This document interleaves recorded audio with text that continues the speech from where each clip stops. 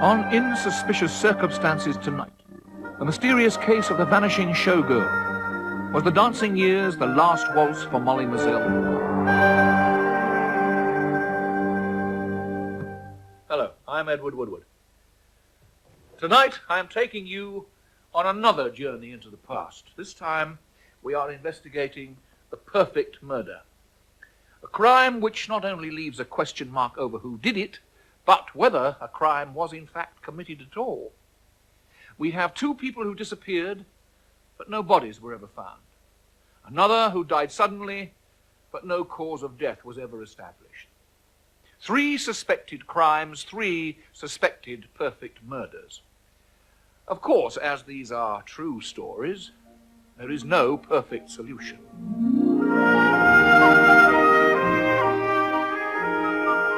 January the 14th, 1949, started like any other day in the theatre for Molly Mazzell, assistant stage manager with a touring production of Ivor Novello's hit musical, The Dancing Years. Morning, Fred. A bit parky today. Letter for you here, Molly. We'll never know what was in that letter awaiting her at the Sunderland Empire, but we do know that she was about to step into a mystery which to this day affects the lives of all who knew and loved her. People in the company, in the theatrical company, said she hadn't had a quarrel with anybody. She just left them on the Friday afternoon, gone out to post letters, and that was it. But there was no hint of the tragedy to come as the cast collected their wages that day. For them that gets paid on the Friday. Some of us have to wait a bit longer. Way, and it's all right for them as long as of a tea time. Hey, can you not take me on, Molly? Leading man or something like that? You're too handsome, Arthur. There's no house that'd cope with the crowds. Listen, do you think you could lend us a top, Pet? Of course I can, dear.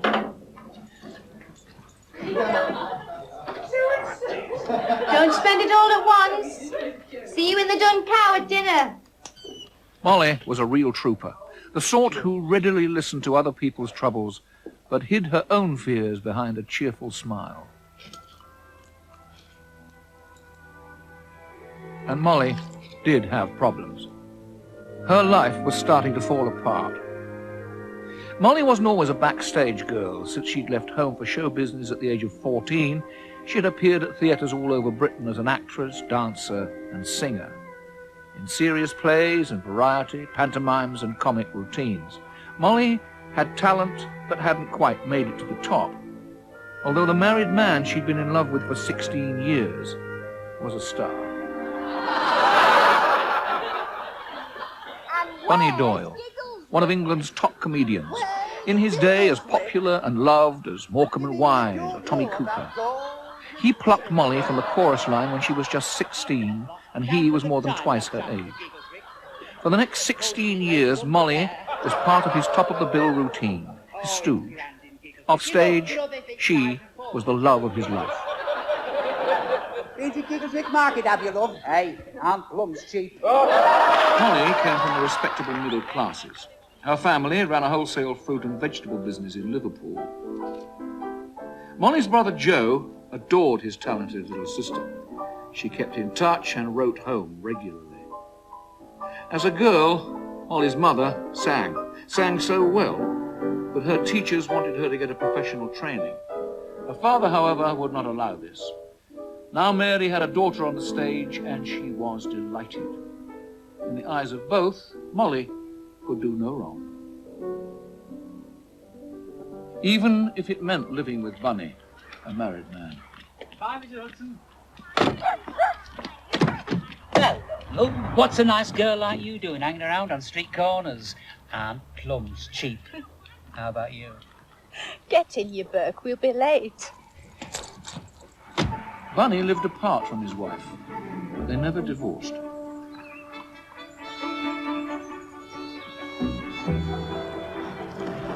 This was 20-odd years before the permissive society. Yet Bunny and Molly's relationship was never frowned upon at home. Indeed, Molly rarely came home without him. Daddy! Dad! Auntie Molly's here and Bunny. They're in the funeral wagon.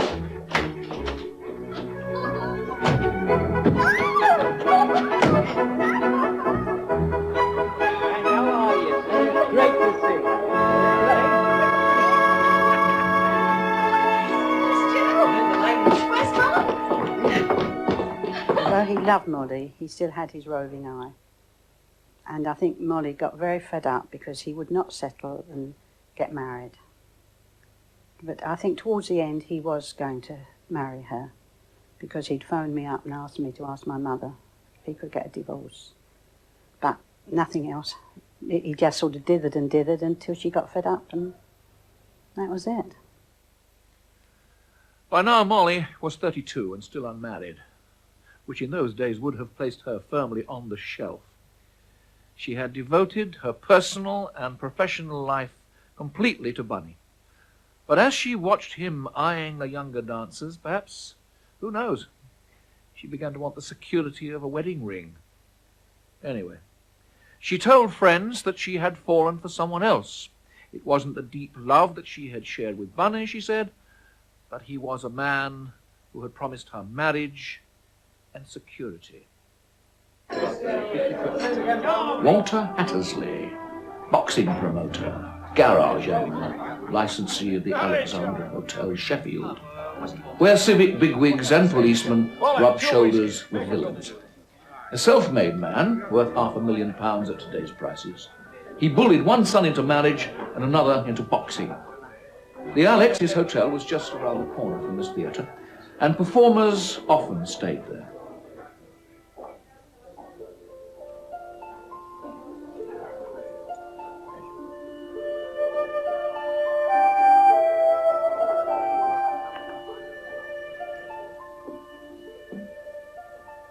I don't think you've met Molly. Miss Molly Moselle.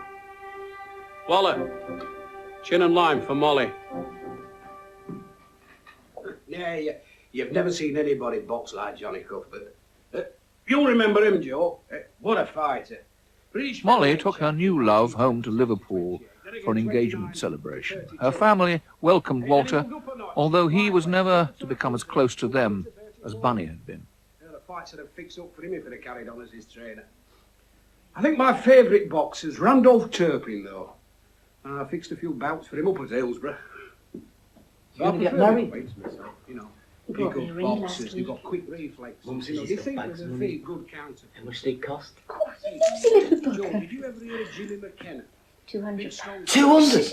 Well, I once saw him dead Can I at see stallion at a fairground It's in far Doncaster. too where I valuable went for me up. to Did he wear. for a bet? Hey, did you ever hear of Gus Platts, Joe? Not from Sheffield, Rotherham lad. Oh, don't be such a bore, Walter. We don't want to hear about daft old boxing, do we, Frankie? Oh, so this is your young fan then? He's followed my career since he was this big, haven't you, Frank? Yeah, and Bunny Doyle's too. The legend of Bunny Doyle would, it seemed, haunt Molly forever. Run and get Walter another drink, Frank. That's a dear. Walter knows a couple of chaps on Sheffield Market, Joe.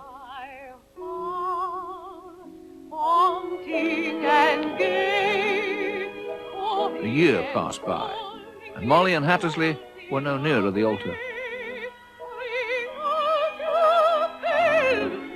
There had been talk of marriage, there had been an engagement party, but there were no firm plans, no date had been set, and Hattersley's sons opposed the match.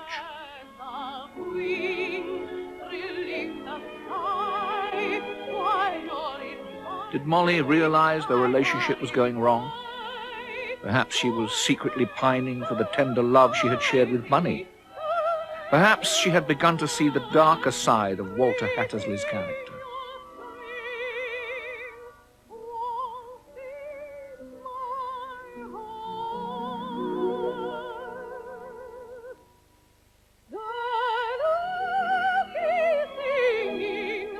What the bloody hell do you think you're playing at? Dancing. I mean downstairs in my bar. All this when we get married for our honeymoon business. I want to know one. Don't call me that. I'll decide what they know, not you. Get me another one, there's a dear. You've had enough. You're pining after him, aren't you? Bunny bloody Doyle. I'm not. Well, if you want him, go and find him. You can clear out! That's what the lads want. I want you, Wally. I want us to be married. You promised and we haven't even bought a ring. We'll have that muck off for a start. Waltz with me. Stop your damn nonsense! But it was over. A final letter from Hattersley arrived on the morning of her disappearance. Nobody knows what was in the letter, but we know that Hattersley later told the police there had never been an engagement, he'd never bought her a ring, and she'd made the whole thing up. Perhaps Molly finally realized that she'd picked the wrong man.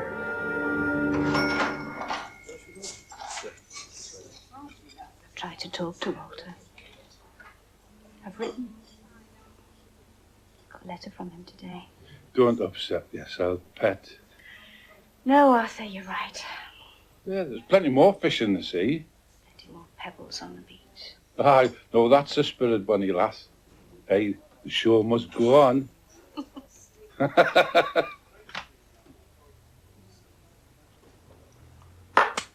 think I'll go and have a look around the shops. Ah, you do that. Go and give yourself a treat. Molly did go shopping and returned to her digs near the Empire in the late afternoon.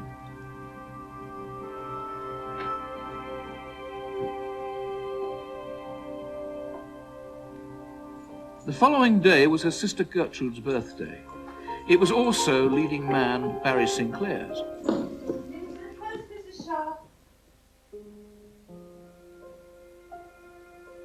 Now, Molly never forgot birthdays, but neither of them received a card, and Molly Moselle was never seen again. I said to my children, Auntie Molly hasn't sent me a birthday card.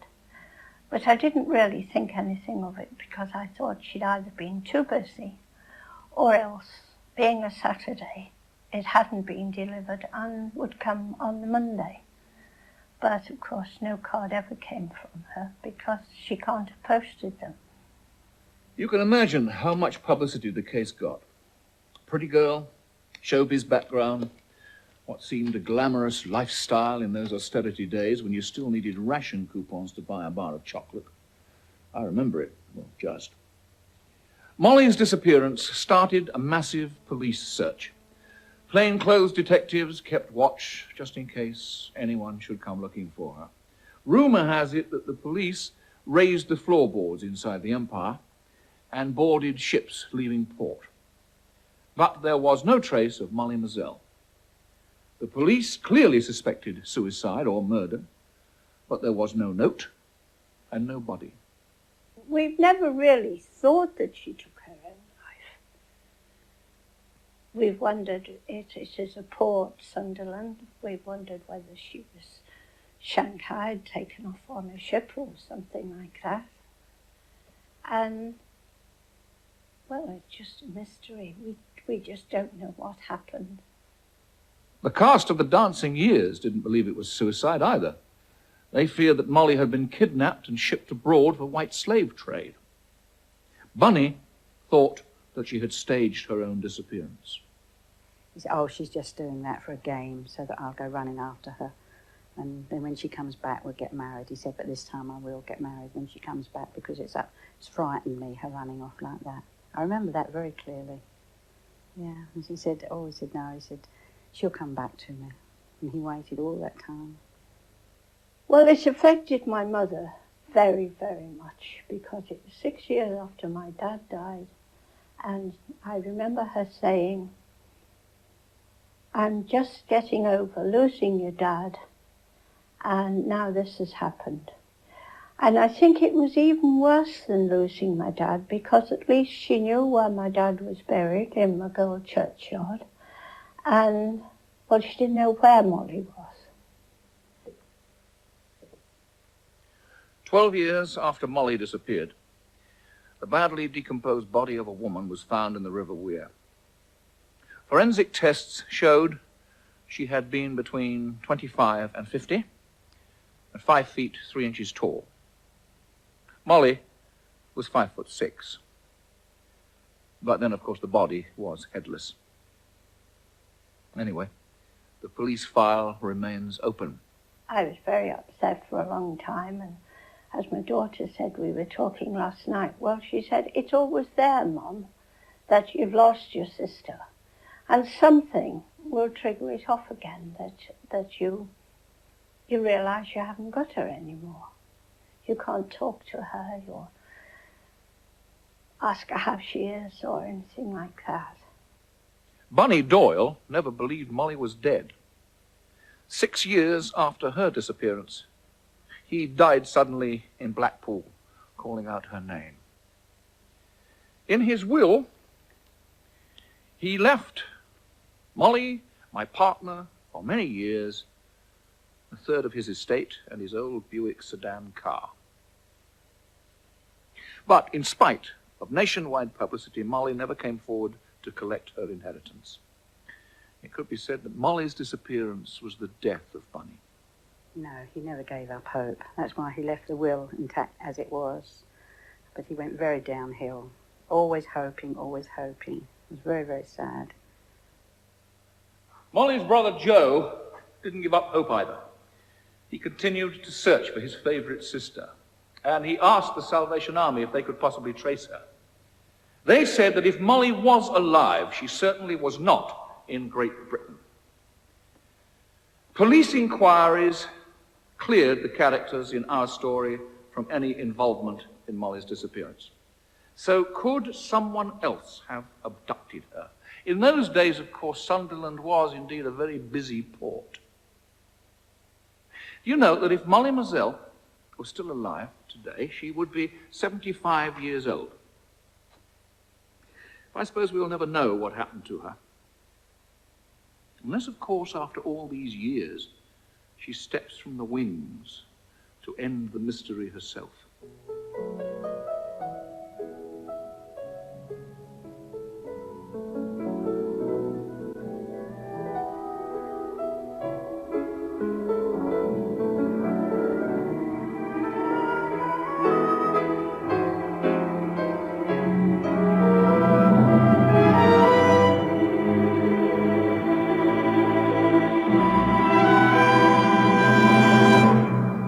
Our next.